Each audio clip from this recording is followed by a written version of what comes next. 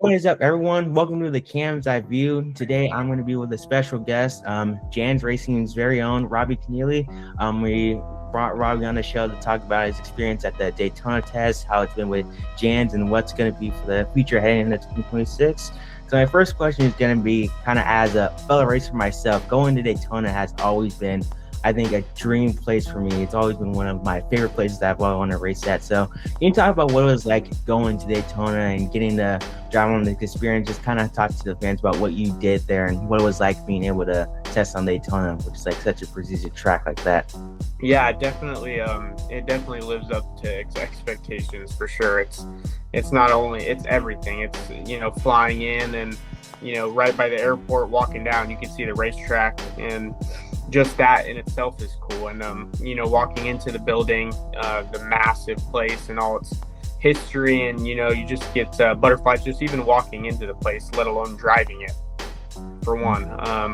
And then, going on track and, flat out, going into turn one when you're like this, and then you go to like this with the banking, and, you're 180 miles an hour and you're just telling yourself, don't lift. Yeah. Because you just can't lift. You're flat out. You're 180 miles an hour. You're turning like this, and it's definitely it's an experience like none other. It lives up to the hype. It's one of the coolest race. It definitely is the coolest racetrack that I've ever driven on and gotten to be a part of. But I will say one thing for sure. It's not as easy as I think everyone seems it out to be. It's not like you're just sitting there doing nothing for the entire time. There's, like, especially when you run the top, the wind is trying to pull you closer and closer to the wall. So Yeah. it's a lot harder than people think for sure. But no doubt, I give a lot of props and thanks to Ark Aylmore and everyone who puts that experience together, because it was definitely one of the coolest things I've done. Yeah, when I went there in 2021, even though it's just recorded images, when I entered in Daytona for the first time, I was just blown away by how cool the track was, how cool was the experience. And so I also wanted to move into this next question as well. Speaking on that, I know, I believe you went there with your team owner, Mr. Jan. And so can you talk about just the experience of being with him, being with his team, can you talk about what the experience was like getting to the Daytona with him? Yeah, it was pretty cool because I had flown there by myself, and it was just me and Jan there, the entire 3 to 4 days that I was there. And to do it with him was pretty cool. To experience the tour that we got, we got to go through some of the suites. We got to go all the way up to the spotter stand, which after seeing the spotter stand, I'll tell you what, I'm glad I'm not a spotter, because you can't see anything. It looks like one of the hardest jobs that everyone has there for sure. But to go through, this last year with Jan, and to start this year and just to be able to experience something like that with him, he was just excited as I was, so it was pretty cool. And so another thing is that I also want to talk about just overall your entire kind of tenure with Jan's Racing. And so you can talk about just what it has been like getting to race under him. You got the win, you got to go to the NASCAR awards, get the ARCA West Rookie of the Year. So can you just talk about like just how cool the experience has been racing under him and everything of the sorts? Yeah, I mean, I first was at Jan's not to be a driver. I was first there for my teammate, my past teammate Kyle Keller.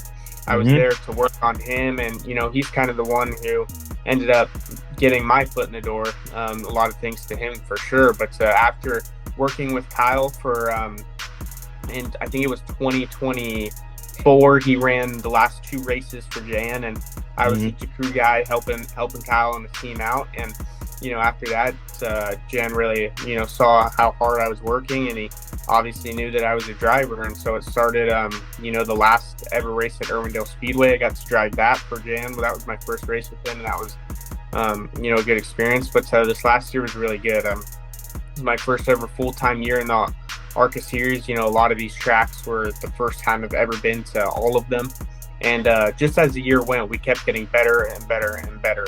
As a whole team, not just myself. We learned from our mistakes and we kept building, and that's why I'm even more excited for this year, because now we're going into the year as a second year team, because this last year, it wasn't just me that joined. It was basically our whole team. Our whole team had been our first year together. So it was our first time working on these cars, our first time racing with this equipment, you know, as one team together. So I'm really excited for this year because now we've learned from our mistakes, we've built our notebook, and now we're coming to this year, I feel like more prepared than ever. So my next question is going to be for heading into 2026. I know Jan talked about trying to get you to race for Daytona. So you can talk about like what it would mean to be able to run the ARCA race at Daytona, and what it would mean for like you and your platform.